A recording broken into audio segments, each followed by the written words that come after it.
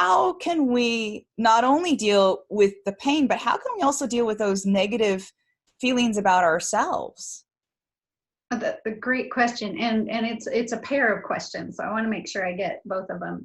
Uh, the first of all, I think we do need to numb a little bit, because if you're not used to feeling, first of all, and then something big happens like a death or divorce, you can't feel all that, or you'll just lose it.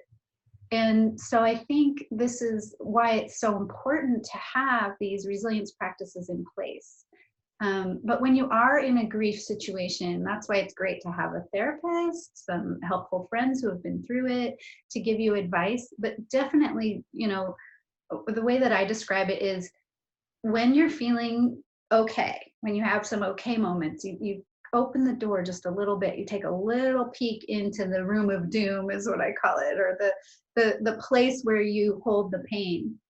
And then you can slam the door if you want, or maybe it's okay. And then eventually, with just little bits at a time, with health practices on board, with maybe a really good therapist or a really good friend or both, you can slowly step through that door and start working through your grief in a healthy way, so that it becomes integrated and you can grow through your pain, which I think is the ultimate goal, because you can't change the past. You can't stop what happened to you.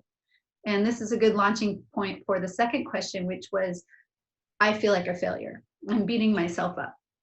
Well, one of the very first self-care practices I start working with clients about is self-admonishment. That's just self-harm. You can't change the past. You can't change what you did. You can't change what happened to you. All you can do is change your relationship with it, pull the bad energy out of it, and change your reaction to it. So yeah, something terrible happened.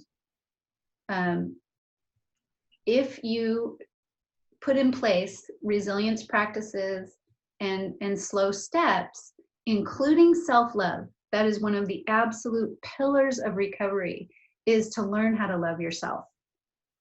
I think that's really the basis, one of the absolute core practices you can do if you want to live a joyful, healthy life.